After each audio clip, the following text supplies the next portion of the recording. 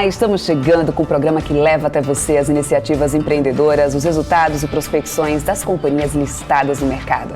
E no BMC Business de hoje, nós vamos bater um papo com a Roberta Noronha, que é diretora de RI da varejista de moda CIA, companhia que acredita que esse segundo semestre deve ser de aceleração da retomada conforme a vacinação tem avançado e a confiança do consumidor também aumenta. De olho nessa recuperação e no avanço da operação online, a CIA está aumentando investimentos.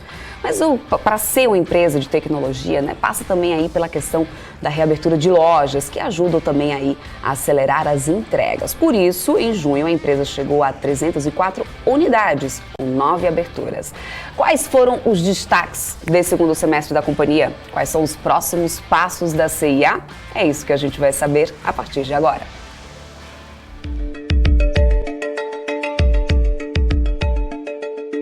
A CIA é uma das maiores redes de varejo do mundo, com mais de 1.800 lojas em 24 países da Europa, América Latina e Ásia.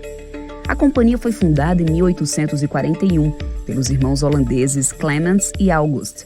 São as iniciais deles que estão na marca tão conhecida e que no Brasil abriu a primeira loja em 1976 no shopping Ibirapuera. De lá para cá, muita coisa mudou.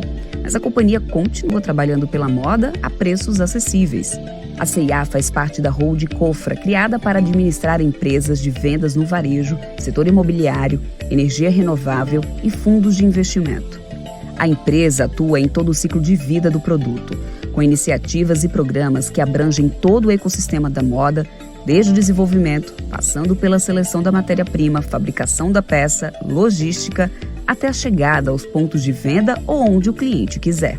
Hoje no Brasil são 280 lojas em 125 cidades de todos os estados e mais de 15 mil funcionários.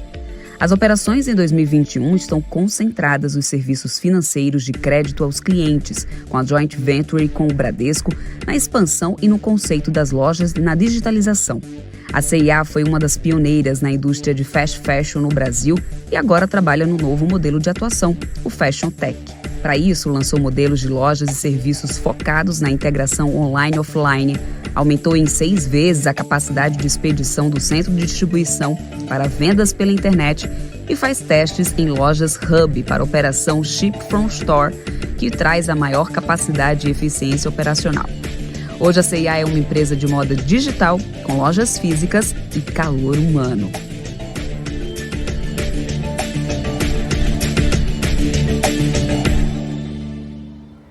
E isso foi só um pouquinho do que a CIA é aí para vocês. A gente vai já bater um papo aqui com a Roberta Noronha, que é diretora de RI da companhia. Mas antes, eu quero trazer o Alex André, que é especialista de investimentos, meu parceiro de todos os dias aqui do BMC Business.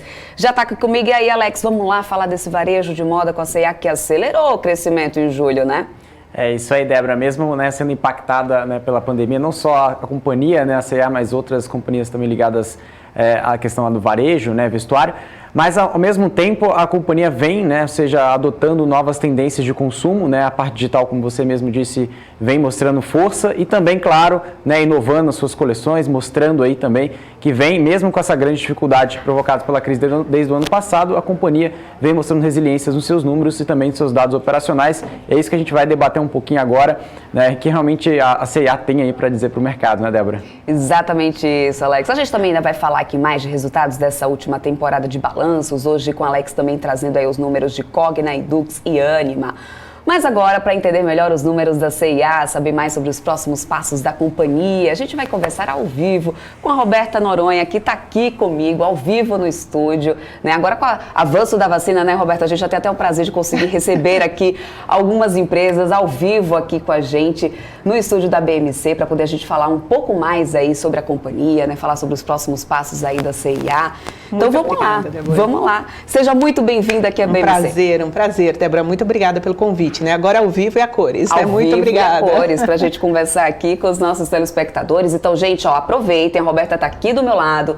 Mandem as suas perguntas, participem, tirem todas as suas dúvidas. Eu estou de olho aqui no chat no que vocês estão mandando. E vamos lá, vamos conversar aqui a nossa conversa, vamos começar a nossa conversa aqui falando um pouquinho, só para a gente começar, Roberta, sobre o modelo de negócio da companhia. Para explicar um pouquinho para quem está em casa, explicar um pouquinho para quem ainda, porventura, ainda não conheça muito bem o negócio da CIA, Quem é a C&A? Qual que é o modelo de negócio da companhia? Não, perfeito. Débora, a gente trabalha, né, no varejo de moda, desde o desenvolvimento de peças, trabalha com fábricas terceiras para a produção dessas peças e depois distribui no país inteiro. Como você colocou, a gente fechou o trimestre com 304 lojas, né? Já abrimos mais 3 agora, então estamos com 307, mas esse é o modelo de negócios, né? Então, a maior parte das nossas vendas, elas vêm do vestuário de moda. A gente tem também uma categoria de negócios que internamente, assim, né, e a gente apresentou ao mercado como Fashiontronics. Essa categoria ela é composta principalmente por celulares e acessórios, tá? É uma categoria com a qual a gente opera desde 2005, então já faz muito tempo. E mais recentemente a gente começou também a vender beleza, que é consolidado nessa categoria. Não, pode ir falando. Aliás, deixa eu só puxar uma questão aqui contigo. A gente falou sobre essa questão da vacinação, até comecei aqui falando que agora a gente pode receber convidados aqui. Só que assim, a pandemia realmente acabou afetando todo esse setor de vestuários aí, acabou que o varejo acabou sendo um dos setores mais afetados aí da pandemia. Como que foi esse setor da companhia? Voltando, dando um passinho lá para trás, quais foram os principais desafios aí enfrentados pela companhia, né? O que vocês fizeram para poder conseguir adequar a realidade da companhia também, para passar por esse período, pelo menos de pico da pandemia? Não que a gente já tenha saído da pandemia, mas passar um pouco nesse momento de pico da pandemia. Débora, eu acho que foi um grande choque, né? Eu me recordo de março do ano passado, quando a gente recebeu a comunicação que as lojas, a gente tomou a decisão, né, que as lojas iriam fechar e etc., uma comoção aí de forma geral. Eu acho assim, primeiro ponto que a gente fez, eu acho que foi muito importante, a gente criou um comitê de crise interno, justamente para orquestrar todas as diferentes ações, porque nesse momento são várias variáveis que a gente tem que prestar atenção, né, Débora? Tem uma questão do próprio funcionário, né, que nós chamamos de associado, então coordenar a ida para casa, né, coordenar o trabalho remoto, né, para que a gente também não ficasse impactado nos diferentes projetos que a gente tinha. Então esse foi o primeiro ponto. Teve um segundo ponto que eu acho que foi de muito aprendizado e uma evolução muito grande para a empresa, que foi a aceleração do e-commerce, né? A C&A, quando você olha os números ali no final de 2019, essa venda digital, ela representava entre 2,5% e 3% da nossa venda total. Hoje a gente já está num patamar aí entre 10 e 15, que a gente considera como um patamar que vai ser recorrente para frente. É um aprendizado, porque foi um crescimento muito intenso, não necessariamente da forma mais eficiente e da forma mais organizada possível, mas eu acho que a resposta da empresa foi muito boa. Eu vou dar um exemplo, se você me permite, claro. Que essa é uma coisa muito interessante, gente. A adoção, né, de uma modalidade de entrega que a gente chama Ship from Store, que é quando você faz a expedição do produto do estoque da loja, né? Quando a gente começou essa questão da pandemia, do fechamento de lojas, a gente tinha apenas cerca de 60, 70 lojas que tinham esta possibilidade. E a gente imediatamente entendeu que isso era necessário, que a gente abordasse todas as lojas com esse modelo. Por quê, Débora? Porque quando você coloca a loja nesse modelo, o estoque da loja fica visível para o consumidor que está comprando via aplicativo ou via site. Então, você aumenta a oferta de produtos para esses clientes. Então, acho que isso foi muito importante e foi feito de uma forma muito rápida, tá? Perfeito. Deixa eu já começar só aqui a trazer as perguntas do pessoal que está aqui assistindo a gente. Aliás, eu já quero aqui agradecer, né, a audiência de todos vocês. Vocês estão participando, eu sempre peço aqui para que vocês tragam perguntas. Então vamos lá, vou trazer aqui algumas perguntas. Por exemplo, o MPK, que ele está aqui, ele sempre acompanha aqui a gente, sempre é o nosso telespectador aqui assíduo. Ele pede para poder perguntar para você, Roberta, se a C&A ainda está na mira de outras empresas para M&A.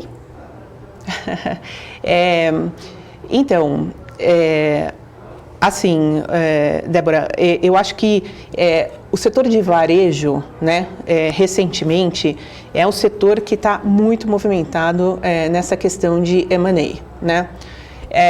houve, principalmente no final do ano passado, né, um questionamento bastante intenso por parte do mercado a respeito desse assunto. Só que, assim, na realidade aqui, o posicionamento quem tem que dar são os nossos acionistas controladores, né? A Cofra, como foi colocado aí no videozinho, né? Que é a holding da família. E nós os questionamos e, assim, eles neste momento não têm interesse, tá? Então, assim, pro MPK, né? Isso. Nesse momento, assim, eu não vejo essa possibilidade. E eu acho que isso fica muito claro, MPK, quando você vê o tipo de comprometimento que a família, que os controladores estão com o nosso plano de crescimento, né? Então, a Débora colocou já aqui, a gente fez um investimento recorde para um segundo trimestre, né? E provavelmente esse ano vai ser um ano, assim, recorde nas últimas décadas no que diz respeito a investimento. A gente tem um plano de crescimento bastante audacioso e complexo, né, Débora? Se você me permite aqui, eu acho que é só importante trazer para o investidor aí que está assistindo, a CIA, ela passou o último ciclo antes do IPO com muito pouco investimento. Uma empresa muito focada em geração de caixa, eficiência de caixa. Isso fez com que até nós perdêssemos a liderança de mercado, né? Até 2015, a CIA ainda era líder de mercado em termos de vendas. E desde então, a gente perdeu essa liderança por uma questão de falta de investimento em novas lojas. A gente ficou muito tempo sem abrir loja. A nossa infraestrutura de logística, né, o que a gente chama de supply chain, também ela ficou ultrapassada vis-à-vis nossos competidores no mercado e etc. E no momento do IPO, a gente abriu, né, para o mercado esse plano de crescimento, que é um plano de crescimento que ele está baseado em 4 grandes alavancas. Se você me permite, eu vou passar rapidamente por elas, e aí, se o pessoal tiver mais alguma pergunta específica, eu posso detalhar. A primeira delas é a expansão, né? Então, você bem colocou, a gente está abrindo várias lojas, né? No segundo trimestre, você mencionou 9, mas na realidade foram 11, só que a gente fechou 2, então o net ficou 9. Para esse ano, a gente vai para uma abertura de mais de 20 lojas, tá? Então, vamos retomar essa pujança, porque tem muitas cidades nas quais a gente entende que comporta uma loja da CIA e a gente não está presente. Inclusive, a gente perdeu aí um momento de greenfield de muitos shoppings, principalmente no interior do país, tá? Então, essa é a primeira alavanca. A segunda alavanca é a alavanca de transformação digital, que tange um pouco justamente esses aspectos que a gente estava mencionando. Então, ela tem um aspecto da relação com o cliente, com o fornecedor e também da organização do trabalho internamente, né? Então, no que diz respeito a cliente, todas essas iniciativas de omnicanalidade, porque é impressionante, Débora, o consumidor mudou a forma como compra. Hoje nós somos omni, né? A gente começa uma pesquisa em casa, no sofá, antes de dormir, a respeito do produto que você quer ver, ou quando você está no meio de transporte, você vai ver as últimas tendências, e aí você faz a compra na loja. Ou o oposto, você vai até a loja, olha quais são as novidades, hesita, vai para casa e depois resolve comprar de casa. Então, as empresas de varejo hoje têm que responder a essa nova dinâmica do consumidor. Então, na transformação digital, é trazer todas essas iniciativas de omnicanalidade. Então, eu falei de Ship from Store, a gente tem também o Clique Retire, que é quando você compra e retira na loja o produto. Tem uma iniciativa que nós chamamos de corredor infinito, que é quando você está na loja e o vendedor olha o estoque de algum outro local para te fazer a venda, e aí você pode escolher retirar naquela loja mesmo ou receber em casa. Então, transformação digital aqui, bem abrangente o assunto, tá? Depois a gente tem uma outra alavanca que é a modernização do supply chain. Então, como eu te falei, a gente tem ainda um modelo um pouco defasado e a gente está trazendo esse modelo, eu diria, não só para o status atual dos outros players, mas em alguns casos até com status mais avançado até, tá? E, finalmente, uma alavanca, que ela é um pouco mais complexa aqui de elaborar, que é a questão do aumento do crédito. Porque, como foi colocado no filme, né, nós temos uma parceria com um player local, né, um banco local, e aí a gente está trabalhando com esse player em formas de como aumentar o crédito. Tá perfeito. Bom, você falou nessa questão aí de abertura de lojas, né? Tem aí já a expectativa de abrir pelo menos 20 lojas aí nesse ano. E aí tem uma pergunta aqui do professor Lucas Esmeralda. Ele fala o seguinte, ó, em Brasília, vamos ver se uma dessas lojas vai estar lá em Brasília, vai atender aqui a necessidade do professor Lucas. Ele diz assim, em Brasília, nós só temos lojas da C&A em shoppings, que possivelmente sofreram muito com o lockdown. Com essa experiência, vocês pensam em mudar essa estratégia, o foco de lojas de rua, né? E e-commerce, ela já estava explicando aqui, né, Roberta, a loja realmente, a C&A normalmente, realmente investiu muito em tecnologia, a gente pode até falar um pouco mais sobre isso, mas esse foco de estratégia de abertura de lojas em ruas é uma ideia também? Está aí nesse plano da C&A? Para o professor Lucas, assim, de fato, né, quando você teve um movimento do lockdown, assim, em algumas cidades você vê isso impactando mais os shoppings, mas eu diria assim, sabe, Débora, como eu mencionei anteriormente, a gente perdeu um movimento expansionista de shoppings, né? E assim, é tudo uma questão de onde a loja está localizada.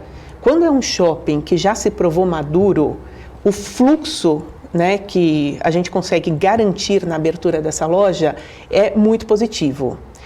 Para uma loja de rua, precisa ser numa localização bastante movimentada. E aí tem uma questão que nem sempre a gente consegue disponibilidade, tá? Então, eu acho que é uma combinação. Hoje, eu diria para você que no pipeline, né, nessa projeção de lojas, a gente ainda tem mais lojas em shopping para serem abertas, mas sim, a gente considera lojas de rua também, tá? Então vamos lá, vamos ver se alguma C&A chega aí na rua em Brasília para poder atender aí ao professor que está assistindo aqui a gente. Bom, falando um pouco já dessa questão da demanda da volta da atividade aí dos shoppings, né, que estão retomando aí, voltando à normalidade, operando aí em julho, né, praticamente com toda a capacidade em termos de horário, né, vocês estão sentindo dificuldade, por exemplo, de renegociação de aluguéis, né, qual que seria aí o possível impacto disso, né, nas despesas da C&A? Ô Débora, essa questão, primeiro vou só pontuar que é fato, né? Assim, estamos num momento já de volta quase a 100%, né? Tem uma métrica que eu acho que vários varejistas passaram a disponibilizar para o mercado, para eles entenderem o patamar de volume operacional, que é a disponibilidade de horas operacionais, né? Então a gente saiu, só para dar uma evolução para o pessoal que está assistindo, em abril de algo próximo a 49% só das horas operacionais, hoje a gente já está a mais de 95%, tá? Então, de fato, as lojas todas estão abertas, o que a gente tem agora, restrições de horários em algumas cidades e em alguns locais de domingo a loja não pode abrir, tá? Mas assim, de fato, estamos num patamar muito mais próximo de uma normalidade, tá? Com relação aí especificamente à questão da negociação, você sabe, Débora, as negociações elas ocorreram de forma mais marcante no ano passado. Tá? Eu diria para você que desde do final ali, meados do terceiro trimestre do ano passado, a questão dos descontos em função do fechamento de lojas, etc., ele já estava um pouco mais diluído, né? Por quê? Porque as vendas haviam voltado, né? Então, acho assim, o principal ponto de argumentação aqui, quando você vai fazer essas negociações, é o patamar de vendas. Então, assim, respondendo à pergunta, sim, a gente continua, né, tentando adequar, porque em alguns casos existe uma diferença muito grande de performance e, portanto, a gente busca equilibrar essa equação. Mas, se não, assim, já estamos num patamar bem normalizado, tá? Já dá para ver nos números isso. O que a gente agora começa a ver é a questão dos reajustes, né? Então, assim, embora a gente tenha uma participação muito pequena de contratos que são indexados ao IGPM, você começa a ver já até o próprio IPCA apresentando uma alta, né? Então, é mais nesse sentido que a gente vai buscar negociações agora, tá? Perfeito. Bom, eu vou trazer o Alex André, que ele tem perguntas aqui para você também, né, Alex? Traz aí perguntas que eu estou sabendo que você quer falar aqui com a Roberta também. Fala aí, Alex, você tem perguntas para ela? Roberta, muito obrigado aí pelo tempo, pela participação aqui no BMC Business. Tá? A minha pergunta é que o setor de vestuário, né, está mudando como um todo, né, para trazer aí um novo ecossistema, como a C&A, né, tem se posicionado nessa frente, nessas iniciativas, né, ou seja, como que a companhia vem se mostrando, né, ou seja, nessa mudança, né, também de consumo desde então. Alex, assim, a gente está... É muito interessante. Se você me permite, eu vou tomar a liberdade aqui, porque claro. A gente até estava discutindo isso outro dia na empresa, né? Que desde que nós tivemos o IPO da companhia, a gente nunca teve um período muito, vamos falar assim, estável, né? Porque a gente listou ali finalzinho de 2009, início de 2020, a gente já começou com essa questão da pandemia. E por que eu falo? Porque essa pergunta é muito interessante. Você sabe, a questão do que o consumidor está buscando e como a gente faz essa entrega do que ele quer e no momento que ele quer, é um ponto que internamente a gente debate com muita frequência, tá? Então, primeiro, deixa eu trazer alguns aspectos, assim, do que mudou, né? O consumidor, pelo fato de ficar em casa, ele, de fato, passou a buscar roupas mais confortáveis. Então, se você pega, assim, o final do ano passado, né, até mesmo o início desse ano, toda a parte de moletons, né, e pijamas, homeware, que eles chamam, com vendas muito boas. Você começa a ver depois, agora, a roupa esportiva, né, buscando também vendas muito boas, porque o pessoal começa a sair, começa a se exercitar mais um pouco, então a gente começa a ver esse tipo de busca, né. O que a gente tem feito também trazer para a tomada de decisão do produto que a gente vai oferecer para o cliente, trazer dados, trazer informações. Tá? Então, hoje em dia, a gente trabalha com Data Analytics, né, que o pessoal chama. Então, por exemplo, a gente faz o acompanhamento do que consumidores estão buscando no Google para traçar um perfil do que a gente pode eventualmente lançar de coleção. O ano passado a gente fez isso com uma coleção de pijamas que foi um sucesso, então isso está se tornando cada vez mais presente o uso de dados para tomada de decisão na companhia. Tá? O que a gente tem feito também principalmente por aquilo que a gente chama de mundo feminino, né? Então a roupa que a gente oferece para as clientes mulheres, trazer coleções cápsula, que a gente chama, né? E isso tudo começou com uma marca nossa chamada Mindset. A Mindset foi uma marca que ela foi criada ali finalzinho de 2018, início de 2019, e é uma história até bem interessante, eu vou tomar a liberdade de compartilhar.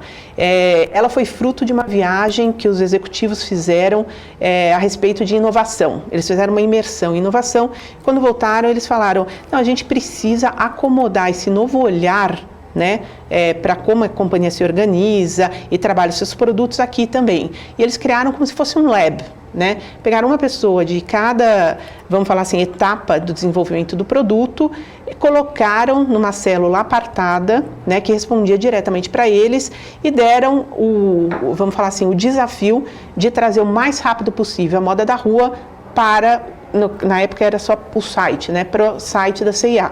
E assim a gente começou a trabalhar de uma forma muito diferente.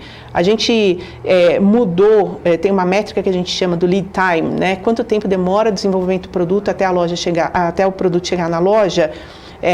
A gente encurtou isso bastante com essas coleções. Elas não são coleções de muita quantidade de peças, né? Elas são com poucas peças, mas a gente começou a trabalhar isso de uma forma diferente. E isso envolve também uma grande articulação com o fornecedor, tá, Alex? Porque ele é parte desse nosso processo de produção.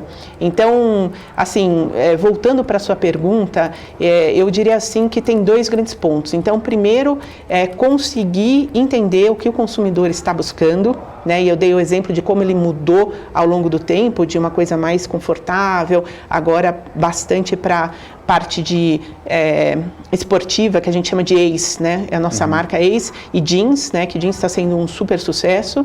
E também como a gente faz o desenvolvimento desses produtos. Por quê? Porque a gente quer ser relevante para a cliente, Alex. Então você tem que saber o que ela está querendo e produzir isso de forma muito rápida. Você sabe, Alex, recentemente a gente lançou uma nova linha que chama Alerta Tendências, né? O que é isso? A gente colocou o desafio para o nosso time de fazer coleções num período muito curto, muito curto. Basicamente o que eles fazem? Eles fazem durante o final de semana um mapeamento de mídias sociais para entender o que está sendo buscado e o que está em alta, né? E aí vão de detalhes, a calça wide, é a manga bufante, é uma cor, e elas trazem isso para uma coleção que ela já está disponível para pré-venda na semana seguinte no nosso site, tá? Então, assim, essa é uma coisa, assim, as clientes, inclusive, elas estão percebendo essa mudança no nosso posicionamento, tá? De trazer coisa bem mais nova e com mais frequência, tá? Não se aplica para todos os produtos em absoluto, mas é ter essas coleções cápsula com novidades.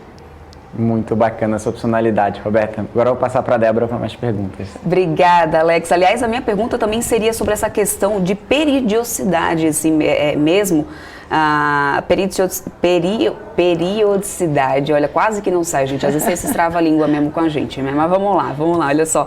Eu queria saber justamente sobre isso, como que funciona essa frequência aí que vocês realmente estão liberando novas coleções e como que tem sido a aderência mesmo do público, a procura do público. Você falou agora aqui que na semana seguinte você já consegue ter ali uma nova coleção, mas aí como é que vem a frequência do público, como é que vocês têm sentido essa aderência a essas novas coleções cápsulas, por exemplo, como você estava falando agora, Roberta?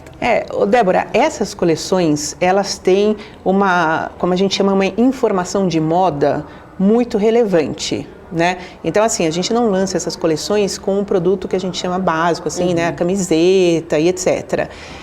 E a gente tem um grupo de clientes que nós, inclusive, segmentamos como fashionistas, que elas são bem leais nesse aspecto, sabe? Então, para a sua pergunta, essas coleções têm tido um sucesso muito grande. Como eu mencionei, é uma coisa até nova para a gente de trabalhar com pré-vendas, né? Porque quando você faz a pré-venda do produto, você já consegue ter uma bela indicação de como vai ser a demanda. E você já organiza isso até com o fornecedor, evitando até a produção de peças, né, que, enfim, depois não sejam vendidas e tem toda uma questão aí de como fazer o descarte, etc., ou impacto em margem por descontos, mas enfim, você consegue fazer a alimentação dessa cadeia de uma forma muito mais eficiente, tá? E tem sido muito sucesso a gente tem tido. Teve uma que foi bem divertida, inclusive, Débora, que já deve fazer algum tempinho, foi antes, logo no comecinho do inverno, que eram uns coletes e alguns bem divertidos, assim, né? Com ovo frito, morangos e tal. E a gente fala assim, nossa, e o pessoal comprou, gostou, assim, sabe? Então, só trazendo um exemplo que tem sido bem recebido, tá? Ai, que legal, perfeito. Bom, tem mais uma pergunta aqui do professor Lucas, ele está atento aqui na nossa entrevista, o Lucas Esmeralda, ele está perguntando, a gente falou sobre essa questão de M&As, mas ele pergunta se a CIA, se alguma compra, na verdade, se vocês têm alguma compra em vista, como empresas e startups. Aí ele dá o exemplo, por exemplo, a Magalu, em uma sequência de compras de empresas de vestuário esportivos de crédito, se torna mais um concorrente? O marketplace é uma ameaça? Aí ele dá o exemplo aí do Amer 3 também, de Magazine Luiza. Perfeito. Desculpa, eu tinha entendido só do nosso lado, né? Professor, assim, eu diria que é claro que a gente sempre está atento, né, às oportunidades que estão no mercado, mas como eu mencionei, a gente já tem uma agenda de crescimento, dado esse plano que a gente desenhou, que é bem ambicioso, tá? Mas isso não nos impede, né, de trabalhar com empresas que sejam, né, desse novo mundo, né? Então, startups e scale-ups, como a gente chama. A gente faz um trabalho bem intenso mas via parcerias, tá? Que a gente considera também que é uma forma de ficar exposto e ganhar, né, numa situação de trabalho. Então, só para dar um exemplo, a gente tem um parceiro forte nesse aspecto que é a Endeavor. Então, a gente já é o segundo ano consecutivo que a gente tem um programa de Open Innovation com eles e a gente seleciona empresas com as quais a gente trabalha internamente depois. Então, isso é bem frequente, tá? A gente trabalhou, só para dar um exemplo, nesse último trimestre, a gente fez testes com 20 empresas diferentes nesse aspecto de parceria. E assim, são empresas desde, assim, empresas jamais, até inclusive que várias estão fazendo IPO nesse momento, então uma Vtex que a gente trabalha bastante, a Zenvia que a gente estava trabalhando bastante, mas também tem empresas menores. Por exemplo, tem uma empresa chamada Catwalk, e é uma startup e eles estão nos ajudando a fazer o assessor virtual. Né? Então, quando você entra para esse mindset, essa marca que eu mencionei no site, você escolhe uma roupa, aparece ali o assessor virtual, o que você gostaria de fazer, compor look, ver outras tonalidades, ver em outros tamanhos, e aí ele vai montando essa ajuda online, tá? Então, essa é uma coisa bem interessante. Então, assim, professor, a gente não descarta a possibilidade de fazer M&As. O mercado, ele está muito competitivo, né? Porque está todo mundo olhando possibilidades. E, então, assim, estamos atentos. Temos o nosso plano de crescimento, já que é bem demandante, mas a gente considera que via parcerias a gente também consegue se posicionar bem, tá? Perfeito. Bom, falando agora um pouco sobre vantagens competitivas, é uma pergunta do Rafael de Lima, que também me pergunta quais são as vantagens, né, da CIA aí perante seus concorrentes. Também já era uma pergunta que eu estava aqui na manga para perguntar sobre essas vantagens competitivas aí da companhia, se a gente considera aí os peers aí do mercado. Perfeito. Eu acho assim, eu não posso descartar, o vínculo emocional que a cliente tem com a marca, tá? Assim, é impressionante. Assim, são muitas pesquisas e só para compartilhar, né, Rafael, a gente tem um programa de fidelidade que já há alguns anos nós temos, que hoje já tem mais de 16 milhões de pessoas registradas, mas ele, assim, é impressionante quão ativo esse programa é. Então, só para compartilhar um exemplo aqui, a gente faz muitas pesquisas com as nossas clientes, né? Inclusive nesse grupo tem uma segmentação e etc. O ano passado, a cliente AMA, né, um grupo de clientes AMA, que é o mais top, eles inclusive nos ajudaram a desenvolver 2 dessas coleções cápsula. Então, a gente começa a trazer a cliente até para o nosso próprio desenvolvimento de produto, né? Então, não espera escutá-la, mas faz com que ela participe do desenvolvimento. Então, assim, a marca, com certeza, é uma...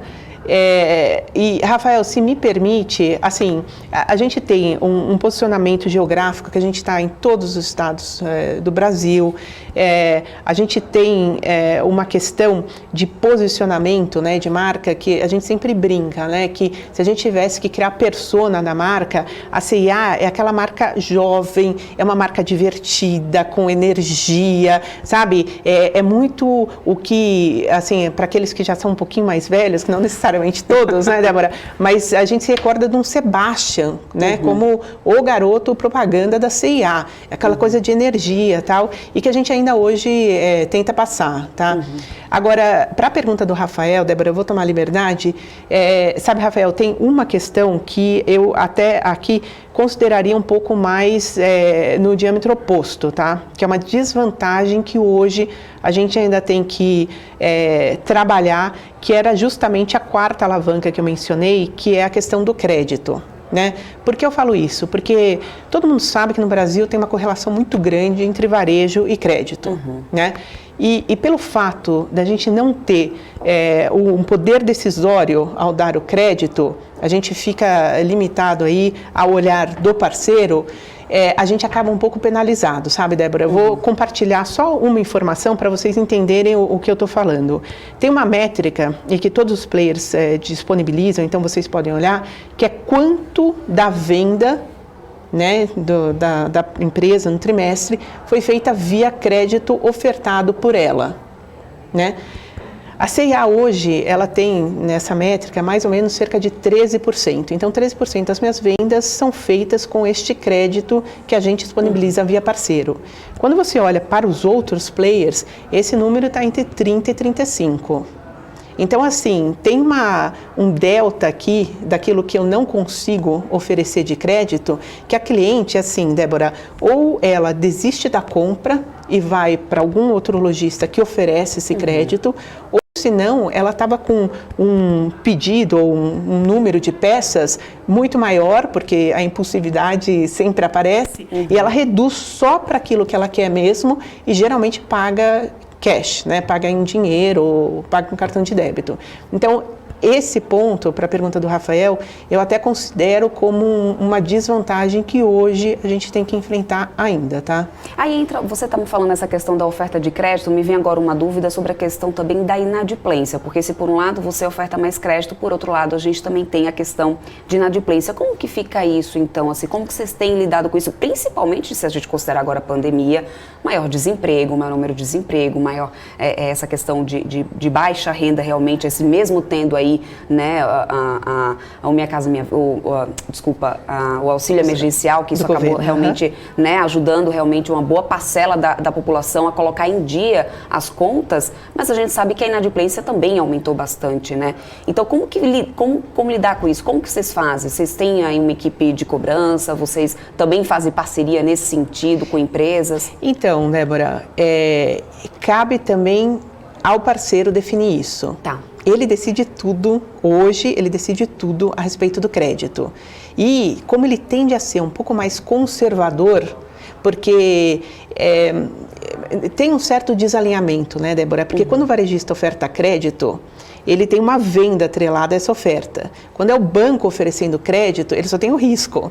Então, assim, tem uma certa diferença no olhar, né, para o negócio. Mas, nesse ponto de vista, ele tende a ser também mais conservador.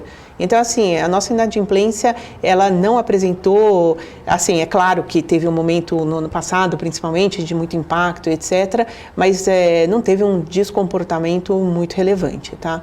Perfeito. Vamos entrar aqui numa questão ESG, que também era uma pergunta aqui do Rafael. Foi a primeira pergunta que, antes da gente começar o nosso papo, o Rafael já estava muito bem atento aqui. Ele perguntava o seguinte: a indústria têxtil é uma das que mais gasta água, né? O que a C&A faz em relação a ESG? Eu até sei que a gente, né, que tem o Instituto C&A, a gente já tinha conversado aqui. Para quem não lembra, a Roberta teve logo no início do BMC Business, foi uma das nossas primeiras entrevistas aqui no BMC Business. Hoje tendo, né, aqui o prazer de tê-la aqui pessoalmente no estúdio.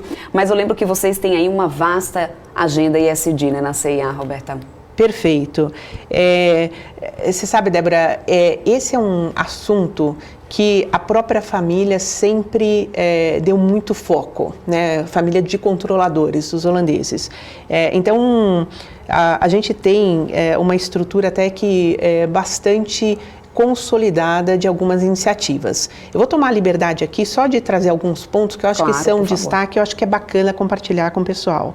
Então, assim, na parte ambiental, que até é sincera essa pergunta da água, né?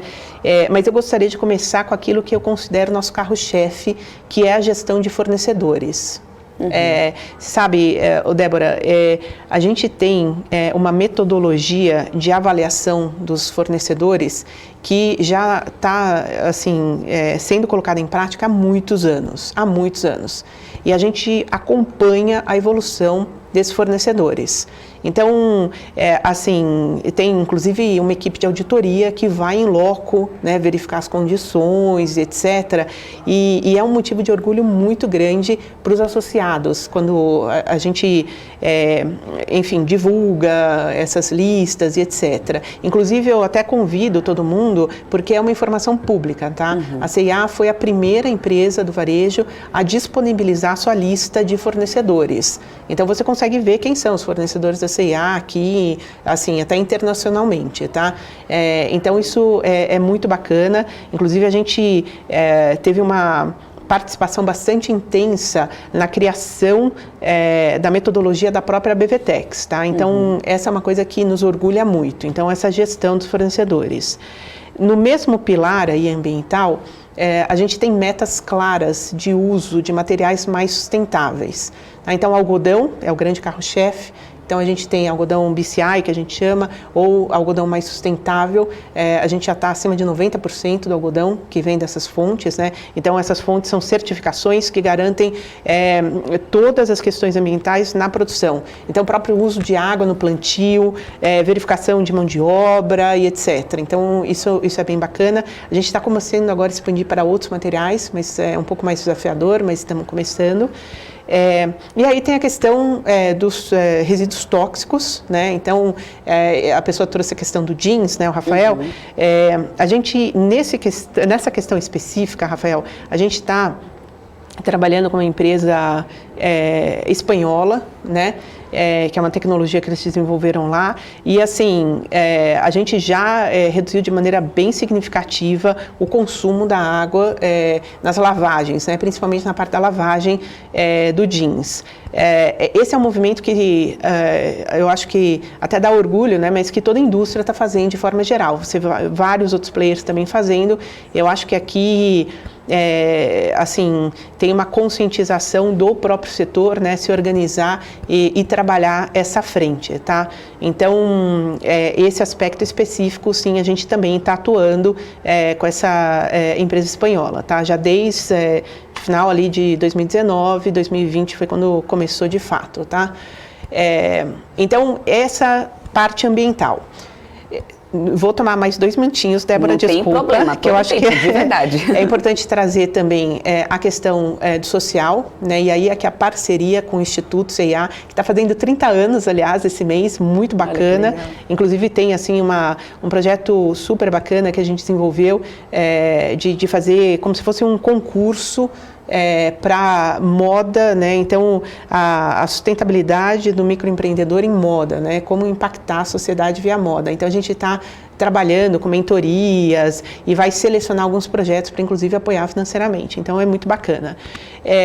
Mas o Instituto ele tem os seus projetos específicos. O ano passado, como vários outros, também teve uma atuação forte na questão de doação de máscaras, né? De camisetas e própria ajuda financeira para diferentes instituições. E tem também toda a organização do voluntariado dos associados da CIA. Então, como você mencionou, a gente tem em torno de 15 mil funcionários hoje, né? E em todas as nossas lojas a gente tem projetos de voluntariado. E é muito bacana, Débora, porque traz um senso de engajamento e de orgulho para o associado poder participar dessas atividades, que é muito bacana, tá? Mas também a gente faz algumas coisas internamente. Então, assim, a gente monitora constantemente questão de gênero, né? Então participação das mulheres na liderança, variação salarial, então é um tema que a gente olha com carinho e a gente está começando a criar agora os grupos de afinidade. Tá? Então a gente acabou de criar o primeiro grupo de afinidade estruturado, CIA Pride, para quê? Para ter uma voz ativa, né, Débora? Então, assim, a gente é uma empresa tão diversa, né, nos associados das diferentes lojas, etc., mas é importante fazer essa coleta do que é importante, como a gente pode atuar, como a gente pode agregar, como a gente pode fazer a diferença. Então, na parte social, eu diria que é isso. E aí, se me permitem, o último pilar na parte de governança, eu acho que houve uma evolução, assim, desde o IPO, assim, foi muito forte, muito forte. A gente fez, com praticamente um ano de IPO, a primeira troca no conselho, onde a gente aumentou o número de independentes e convidou a primeira membra mulher, né, então, para ter um pouco de diversidade. Porque, né, Débora, uma empresa de moda, eu falava assim, não, gente, precisamos ter, né? Então, a gente tem a Cristina Palmaca e a gente trouxe comitês de assessoramento para o conselho, comitê de aceleração digital, o comitê de auditoria e o comitê de recursos humanos, né, pessoas. Então, hoje a gente já está com uma estrutura assim bem mais organizada, a gente é parte do novo mercado, segue todos os regulamentos. Então, assim, diria para você que na parte de governança também, é claro que a gente sempre tem que evoluir, mas a gente está numa boa trajetória, tá? Perfeito. O WS está perguntando aqui se... desculpa, o WS não, Alan Lemos está perguntando assim, existe algum programa de recompra de ações engatilhado para o curto prazo?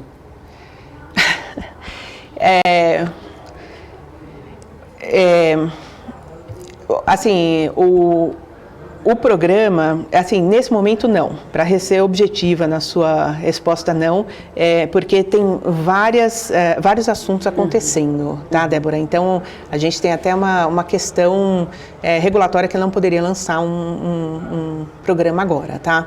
Então, nesse momento não. Perfeito.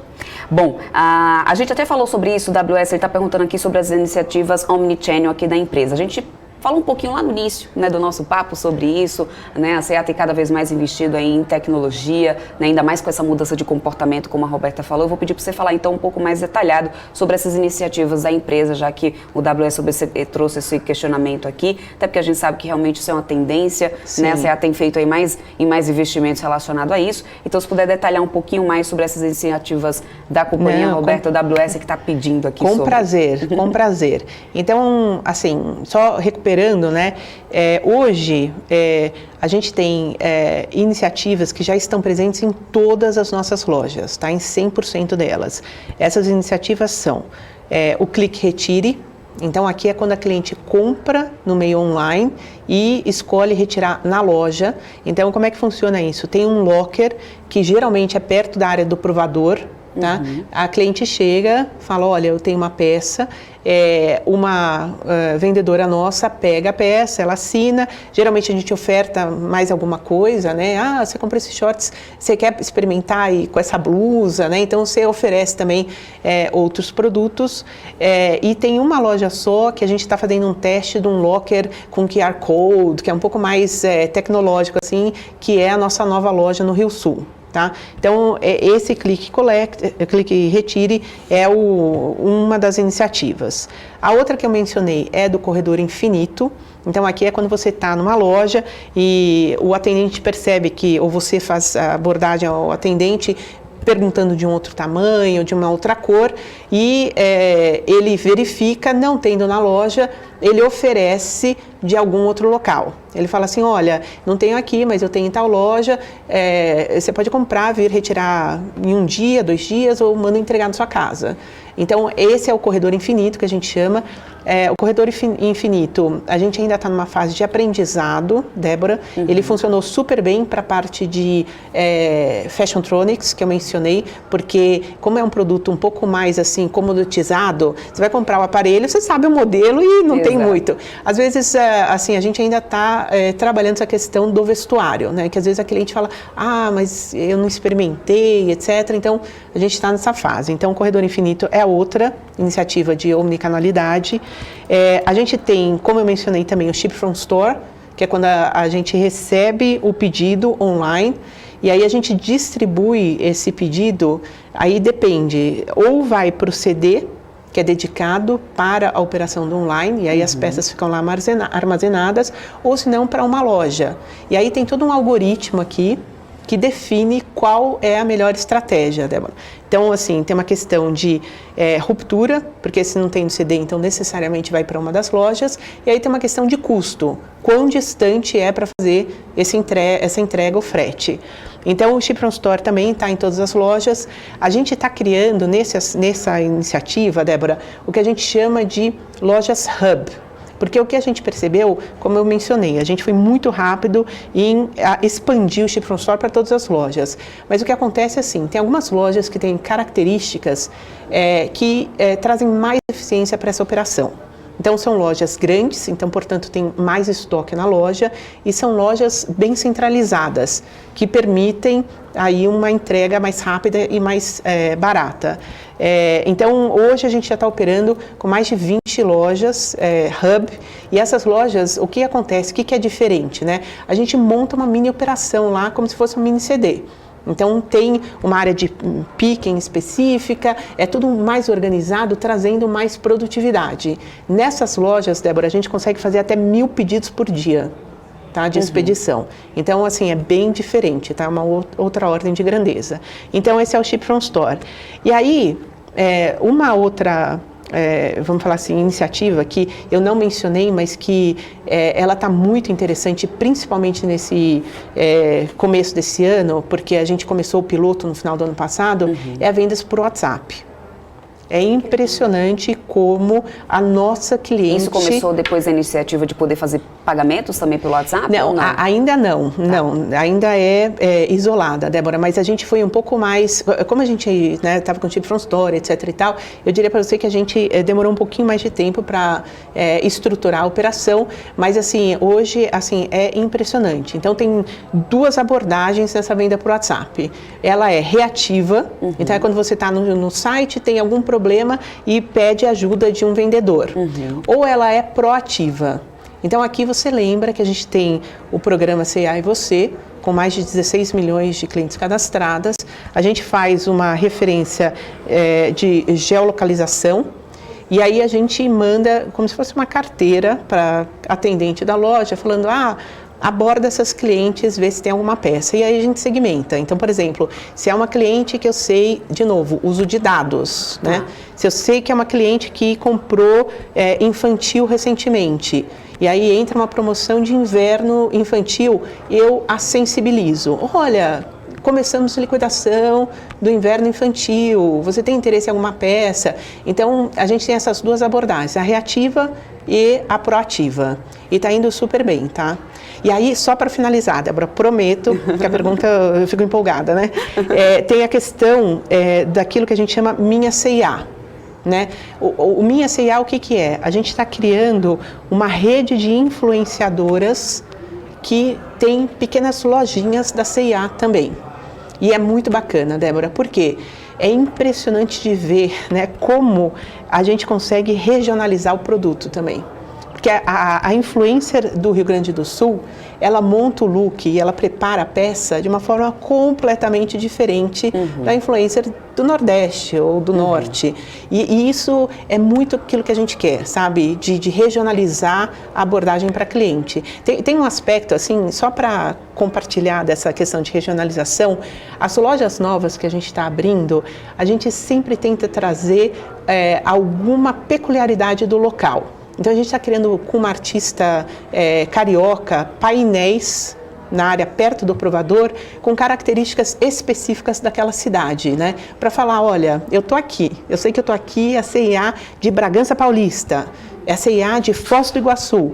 Então a gente mostra e é muito bacana, porque acaba virando até às vezes uma área instagramável. Desculpa. Então, que a cliente gosta, assim, vai tirar foto. Então, assim, essa proximidade da cliente é uma coisa que a gente está tentando recuperar forte. Conseguindo fazer. Que bacana, assim, mais investimentos cada vez mais, né, em tecnologia, em inovação, isso faz diferença. Bom, o papo tá maravilhoso, gente, mas tem um tempo, eu preciso, né, encerrar aqui com a Roberta, ela tem o tempo dela. Aliás, eu quero muito agradecer pela tua disponibilidade, vir até aqui, falar com a gente aqui ao vivo, tá? Mas pra gente se caminhar aqui pro final, quero deixar o espaço aberto pra você fazer as suas considerações finais, dar o seu olhar, né, do como você vê a C&A daqui 2, 3 anos. Eu acho que a gente falar só de números, a gente falar só de balanço, do que passou, é ficar um pouco olhando apenas pro retrovisor. Eu acho que é importante também o investidor ficar atento pro que a empresa tá olhando agora, né? Então, nada melhor do que você para poder trazer essa visão, aonde vocês enxergam a C&A daqui 2, 3 anos, né? Onde é que vocês conseguem ver essa companhia que está investindo tanto agora em Omnichannel também, né? Em tecnologia. Então, fica aqui o espaço para suas considerações finais, para você olhar aí para a C&A daqui 2, 3 anos no futuro, para você inspirar esses investidores aí que estão assistindo a gente agora, Roberta. Obrigada, Débora. Eu acho que, assim, o grande momento da C&A é a entrega, né, dessa estratégia da C&A Fashion Tech, né?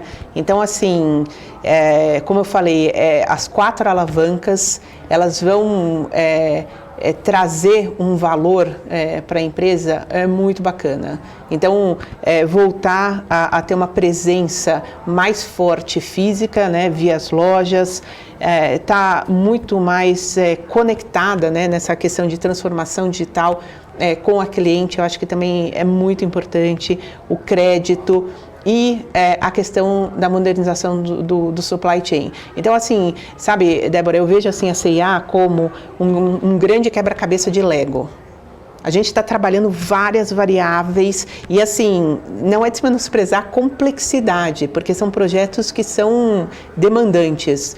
A hora que todas essas peças começarem a encaixar, e eu acho que assim, a gente não está num momento tão distante, eu acho que vai gerar aí uma fluidez e vai recolocar a C&A num papel um pouco mais protagonista, que eu acho que é onde a gente quer chegar, tá? Inclusive, eu vou tomar até uma liberdade aqui, Débora, por favor.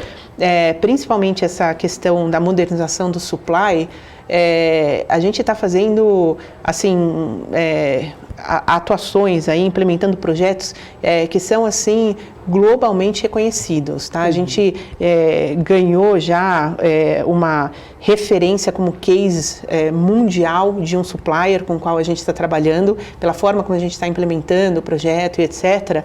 E o CD, ele fica aqui em São Paulo e é uma grande joia para mim, eu adoro.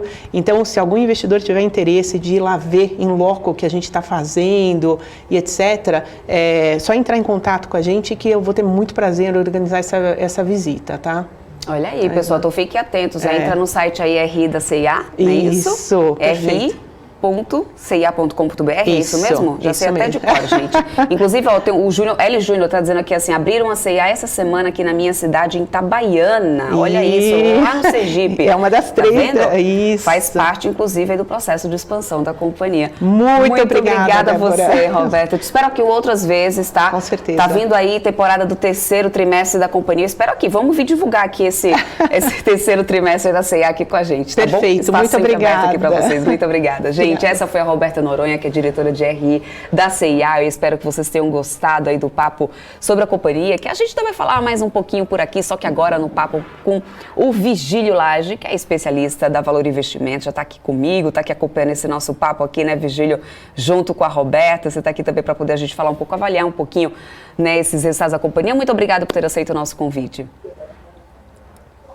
Eu que agradeço, né?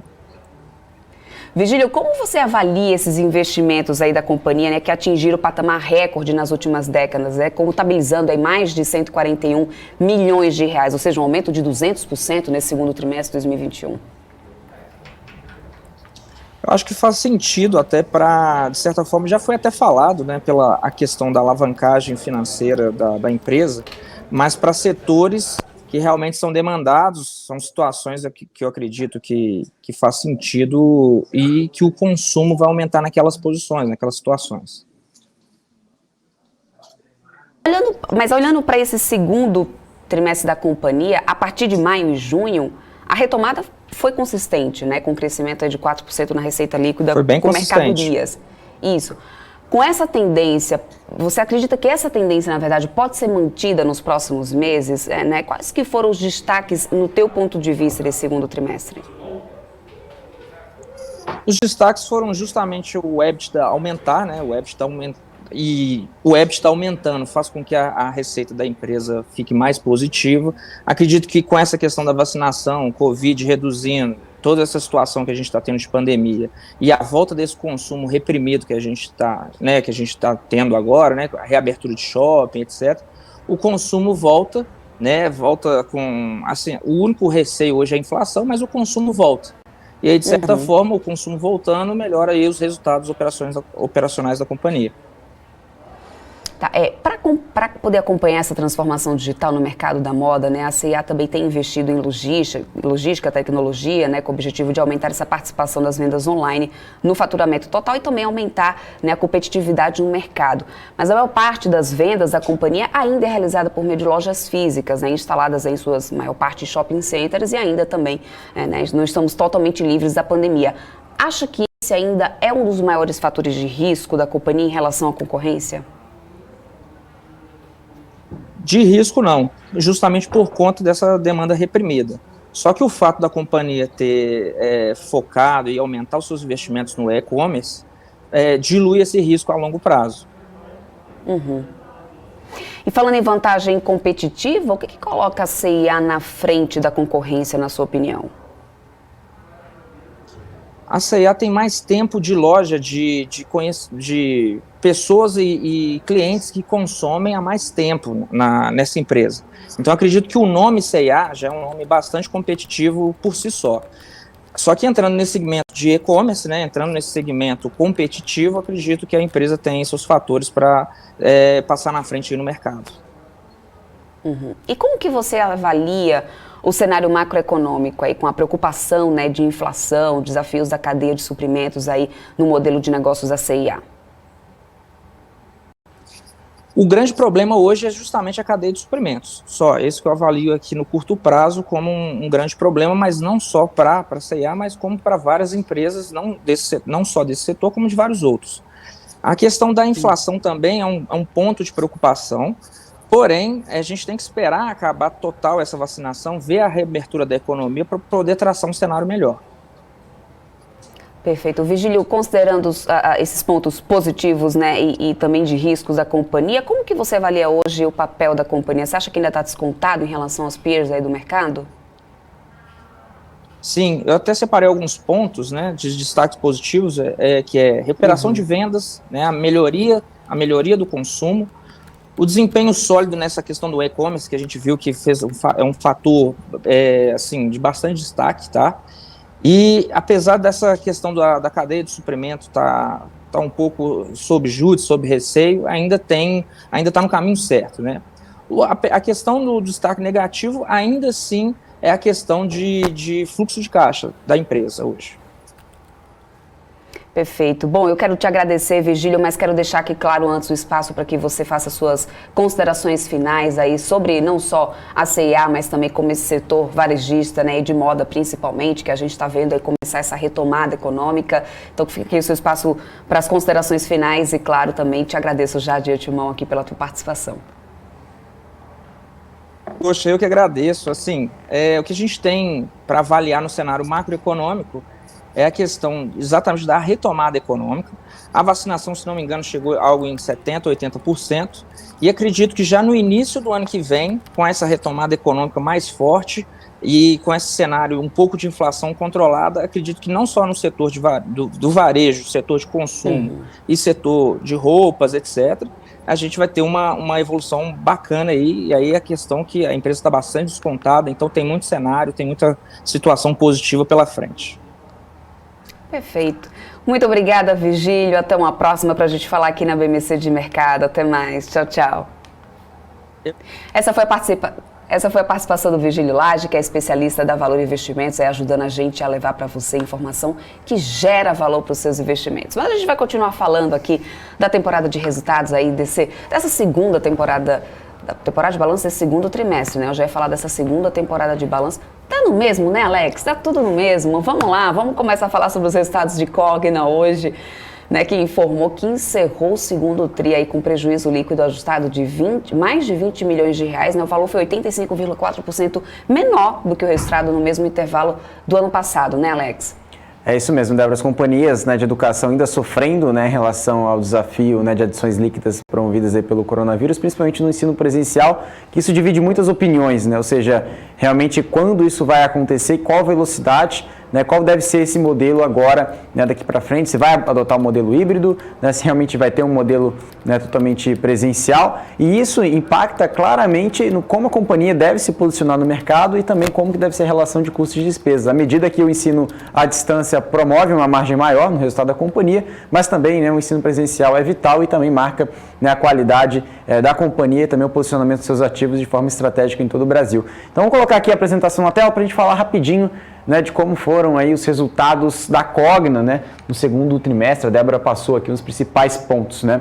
Bom, aqui falando de resultados operacionais, né, temos aqui uma receita líquida impactada pela mudança de mix, né, inclusive a consequente redução da receita de ensino superior presencial, isso é bem óbvio, como a gente estava comentando aqui, inclusive até o próprio CEO da companhia, o próprio Rodrigo Galindo também citando isso, né, nos seus calls de resultados, e parcialmente compensada pelo crescimento de receita no segmento digital da Kroton, além do crescimento de receita na Vasta. Inclusive a Vasta, para quem conhece, para quem estuda o case, também tem capital listado lá nos Estados Unidos, né? A melhoria também na adimplência, né, da Kroton, como a participação de alunos no segmento digital na base, resultou em uma expansão de mais 16 pontos percentuais na margem EBITDA recorrente. O resultado líquido teve um aumento de 120 milhões, também totalizando 20 milhões reais negativos no segundo trimestre, tá? Então temos aqui alguns pontos, tanto receita líquida, EBITDA e também lucro líquido ajustados aqui nessas 3 tabelas, tá? Falando aqui de geração de caixa operacional, né, positiva no primeiro semestre, em função aí dos descasamentos temporais, né, no primeiro tri e no segundo trimestre de 2021, a análise mais adequada para entender a geração de caixa operacional da companhia é a análise semestral, né, como a própria companhia diz. Ou seja, eles saíram de um consumo de caixa de 2 milhões para uma geração positiva de 197 milhões de reais no semestre, em função de impactos positivos no resultado operacional, menor consumo de capital de giro e menor CAPEX, ou seja, investindo menos, reduzindo investimentos e, consequentemente, também, né, temos aqui a companhia tendo um menor consumo de capital de giro. Isso demonstra, aí, consequentemente, aqui nesse gráfico, né, ou seja, uma geração de caixa operacional positiva aqui, demonstrando também uma geração de caixa operacional, o EBITDA também aumentando, né, semestralmente 8,4 pontos percentuais, tá? Aqui nós temos a alavancagem sob controle, né? A companhia, a gente tem a relação sempre que a gente comenta aqui, dívida líquida por EBITDA, então aqui a companhia saindo de um patamar de 2,96 vezes ali no auge da pandemia, agora ficando ali a 2,3. Lembrando, né, que a companhia ela tem um limite de dívida, de alavancagem de 3 vezes, né, que a gente chama de covenants, ou seja, a companhia não pode, né, ultrapassar esse limite de 3 vezes, agora está em 2,3, quase chegou ali, né, até esbarrou ali no quarto trimestre de 2019, mas agora está bem confortável, né, olhando aqui o histórico desde o quarto trimestre. Então, o que a gente tem aqui? Essa relação do endividamento sob controle, estão finalizando o alongamento do passivo de curto prazo, que é um pouco mais de 1,25 bilhão de reais, ou seja, 1 bilhão 250 milhões de reais. A TV aqui desligou, vamos ver se a gente consegue passar, que ao vivo é assim mesmo, tá? Ao vivo, exatamente. Eu quero até aproveitar enquanto essa TV desligou, sabe o que foi? Porque eu tô querendo mandar um abraço aqui pro pessoal de Itabaiana, Sergipe, porque a terrinha da Renata, ela tava aqui já dizendo assim, Débora, é lá da terrinha, dá um abraço pro pessoal.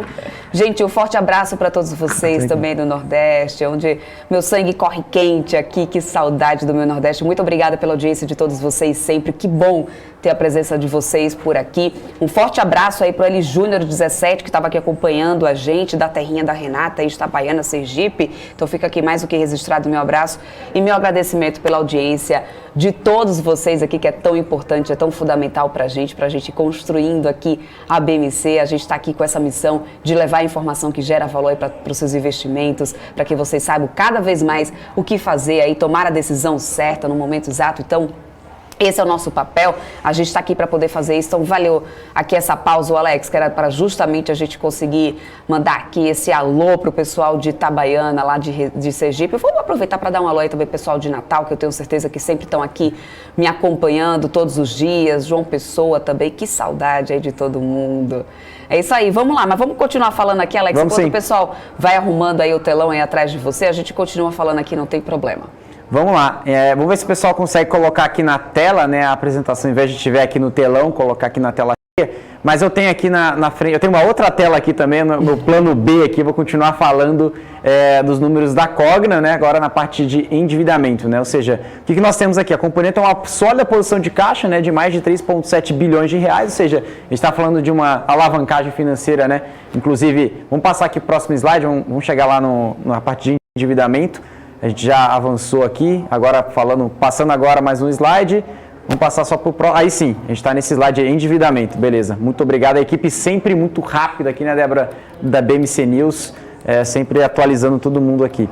Bom, o que nós temos aqui? A gente tem uma dívida líquida de 3 bilhões de reais, companhia que tem uma posição de caixa de 3,7 bi, essa relação, como a gente comentou aqui, 2,13 vezes dívida líquida por EBITDA, considerando o EBITDA ajustado, que exclui os complementos extraordinários né, de PCLD realizados em 2020. Tá? Lembrando que a gente tem aqui um cronograma de amortização da dívida, a gente tem uma disponibilidade de caixa, como a gente comentou, que ultrapassa 3 bilhões e 700 milhões, e também, né, como a companhia já disse, essa dívida aqui de 1 bilhão e 250 milhões de reais, já estão olhando para justamente alongar essa dívida, já está trabalhando nisso, com uma taxa de juros menor, né, ou seja, e com duration da dívida maior, ou seja, alongamento da dívida com um custo médio da dívida menor ao longo dos próximos anos. Lembrando que a gente tem uma dívida também de curto prazo de 2 anos que ultrapassa 2,4 bi, e também lembrando que a gente vê aqui a dívida e o EBITDA ajustado, a gente consegue ver também essa diminuição de alavancagem justamente também pela geração de caixa que a gente falou no slide anterior, tá?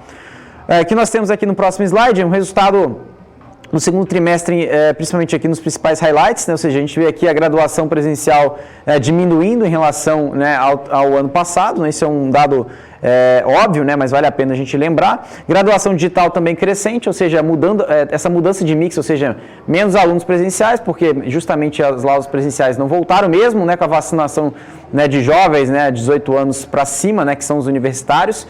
Aqui em estado de São Paulo e também ao longo do Brasil vem se acelerando, né, isso traz aí um fôlego adicional, mas ainda não chegou, né, no cenário claro, né, de segunda dose, até mesmo, né, uma diminuição de aumento de casos, ao longo não só no Brasil, mas também ao longo do mundo, que traz uma preocupação adicional de curto prazo. Tá? A relação da Vasta também, que vem mostrando aí números muito positivos de adição de alunos, o EBITDA recorrente, né, crescendo aí 173%, né, ou seja, de 121 para 320 milhões de reais, ou seja, o que impactou isso, né? A adimplência aumentando, turnaround também dos campos também, marketing digital e alunos de graduação digital, né, que traz maior rentabilidade, também o menor custo de despesa, ou seja, nesse turnaround do campus, né, e também ao mesmo tempo a geração de caixa operacional, como a gente já comentou, teve um slide até dedicado para isso, que trouxe aí impactos positivos no resultado operacional e menor consumo também de capital de giro, né, e maior recebimento e menor CAPEX, que também a gente já abordou esses principais pontos, tá? Quais são as principais perspectivas, né, da Cogna, né, nos seus principais braços? Né? A gente tem aqui a Kroton, né, ou seja, no próximo slide a gente vai falar isso. A Kroton continuará crescendo com foco no digital, inclusive até parcerias, né, com outras casas, né, inclusive a gente tem ali a parceria inclusive com a TIM, né, com outros players também, ou seja, estratégicos, para trazer aí cursos livres e também cursos digitais com menor ticket médio, mas com maior escala. Também o ciclo comercial do segundo semestre, né, ou seja, novas matrículas, né, com 50% de conclusão, dá indícios aí de crescimento relevante de captação tanto no presencial quanto no EAD, ou seja, os alunos novos, né, já estão olhando para frente, né, ou seja, que realmente isso pode trazer, né, um alívio adicional, ou seja, essa pandemia pode estar próxima ao fim à medida que a segunda dose se aproxima e também os alunos preferem, né, certa parte de alunos preferem continuar no ensino presencial, tá? Também temos aqui na parte da Vasta, né, o ciclo comercial, né, com 50% de conclusão, também dá indício aí de crescimento orgânico, integração também com a Eleva, que complementa aí o crescimento orgânico da companhia, reforçando, né, o crescimento da Vasta. E também temos aqui 3 aquisições recentes, né, são 2 parcerias relevantes e serviços desenvolvidos internamente que reforçam a plataforma plural e a oferta de serviços complementares na estratégia de ser continuada e plugar novos serviços na plataforma. Realmente aquele conceito, né, de one-stop shop, ou seja, trazer tudo realmente que o aluno precisa na plataforma da Vasta, junto aí também com a Cogna, né? Ou seja, a Cogna tem uma expectativa de conclusão de vendas da Saber, né, através da Eleva, né, até o final do ano, e também a plataforma do B2C com processo aí de estruturação, com um time muito focado, concentrado na operação de expectativa de go-to-market no primeiro semestre do ano que vem, né, de 2022, tá? Aqui agora a gente vai passar no próximo slide, a gente vai falar rapidinho dos principais highlights, né, dos modelos de negócios, né, para a gente entender um pouquinho mais do que está por dentro, né, da Kroton. Depois a gente vai falar um pouquinho dentro da Vasta e de outros negócios. O que a gente tem da Kroton? A gente tem aqui um turnaround em campos e melhoria de performance, tivemos melhoria do perfil de crédito, ao mesmo tempo otimização de portfólios de cursos por unidade, que permitiu o crescimento dos alunos e receita digital. A parte de polos, né, também cresceu 40% na base do polo de EAD no primeiro semestre de 2021, alcançando mais de 2.168 unidades. E também a companhia vem fazendo, como eu disse, né, a Ampli mais TIM, né, ou seja, a plataforma de educação junto com a Telecom, né, a TIM com a plataforma de Asset Light, de educação mobile, são mais de 50 milhões de clientes potenciais, 250 cursos de graduação e pós, mais de 400 cursos livres, e também a companhia tem um programa de transformação Croton, né, um ambicioso programa de mudança de sistema de tecnologia, melhorando sensivelmente a experiência do aluno. Tá? Segundo semestre que nós esperamos, 50% do ciclo concluído, né, com perspectivas bastante positivas, tanto no presencial quanto no EAD. Retorno das atividades presenciais, quase totalidade das unidades e polos, ou seja, segundo semestre deve ser marcado pela volta presencial das faculdades, né, das universidades, e desafios a serem desenvolvidos referentes à mudança de mix, com pressão de receita, com a volta do presencial, impacto de custo. Ou seja, se volta o presencial, é um lado bom, que tem uma captação do presencial, mas ao mesmo tempo também aumenta custos nessa unidade. Né? A parte da Vasta agora, no próximo slide, né, que a gente vai falar rapidinho, o que nós temos aqui? Na parte de resultados operacionais, né, nós temos aqui para falar sobre receita de subscrição, cresceu 12% no ano comercial de 2021, né, quando a gente pega aqui o quarto trimestre com o segundo trimestre, um destaque para a subscrição de sistema de ensino tradicional e soluções complementares, que cresceu 16%. Também temos aqui a receita líquida crescente, né, tanto aqui de subscrição e não subscrição, e um EBITDA também ajustado, também crescendo, também junto com a margem, mas lembrando, né, que o EBITDA teve aí, mesmo com o EBITDA positivo, né, uma queda comparado com o ano passado, acho que não tem nenhuma grande novidade, mas mostrando recuperação, ou seja, apesar da queda da receita total, o negócio de subscrição continua crescendo e aumentando a participação total da receita, que está falando em torno ali de 84%. Tá? A gente não falou muito sobre Platos, né, mas é um braço também da Cogna, a gente vai abordar um pouquinho rapidamente. O que nós temos aqui? Né? Ou seja, o foco na pós-graduação digital, com crescimento de 18% na captação e de 22% na receita líquida. A margem EBITDA recorrente segue em patamar saudável, apesar dos desafios aí, né? Ou seja, um maior nível de conservadorismo, né, de provisionamento, que afeta aí também a PCLD e maiores gastos de prestação de serviços a clientes externos. Então a gente consegue ver aqui o EBITDA mesmo abaixo do primeiro semestre de 2021, né? Lembrando aqui, comparado com o primeiro semestre de 2020, e a Platos segue crescente aí de forma saudável, né? Que vale destacar que a captação do segundo semestre começou de ritmo acelerado, né? Então, ou seja, olhando para frente, nós temos mais argumentos positivos. E outros negócios, né, que nós temos aqui para comentar, né, a companhia tem uma receita líquida também de outros negócios liderando aqui, crescendo 35%, pelas vendas do Programa Nacional do Livro Didático, né, PNLD, e com vendas aí aos livros do mercado privado. Também a rentabilidade no segundo TRI foi impactada principalmente pelos custos com material de divulgação de livros do professor para escolas públicas no âmbito do PNLD, do ensino médio. Então a gente consegue ver aqui a relação do EBITDA, né, a companhia consumiu caixa, ou seja, não conseguiu ter uma geração de caixa quando a gente olha aqui na base trimestral, olhando para o ano passado, mas a receita líquida também crescendo 35%. Tá? Então essa é a conta que a gente precisa entender um pouquinho, principalmente porque foi impactada essa geração de caixa pelo aumento de custos do material de divulgação, como a companhia já disse anteriormente. Tá? Então passando para o próximo slide, a gente vai ter aqui o consenso do mercado da Cogna, ou seja, o que o mercado realmente espera, né, para os próximos trimestres. Então a gente tem aqui, né, um EBITDA, né, que ultrapassa aqui 308 milhões de reais, né, de expectativa aqui no terceiro trimestre, que deve melhorar para 426 milhões já no quarto trimestre e depois passa ali a 424 milhões já no primeiro trimestre também de 2022, né? Também temos aqui alguns números, né? Inclusive lucro líquido também, né? Ou seja, os analistas prevendo aí números mais positivos, ou seja, principalmente uma adição líquida, tanto presencial quanto na base do EAD, e também um cenário macro muito mais sustentável, né? Para as voltas das atividades presenciais e também, consequentemente, né, uma normalidade dos números operacionais da companhia, que foram muito afetados no ano passado em vários âmbitos, né? Aqui também a gente traz por último aqui o preço-alvo, né, dos principais analistas, né? A gente tem aqui na base, né, ou seja, 12 analistas recomendando manter, nenhum analista recomendando compra e 3 analistas recomendando venda, né, das ações da Cogna, ou seja, ações da Cogna que foram muito comentadas, né, foram muito discutidas, principalmente a oscilação do preço da ação, né, ao longo dos últimos meses, né? Então, o que nós temos aqui? O Grupo Santander colocando aqui como under review, ou seja, não tem nenhum preço-alvo aqui, mas revisando para baixo.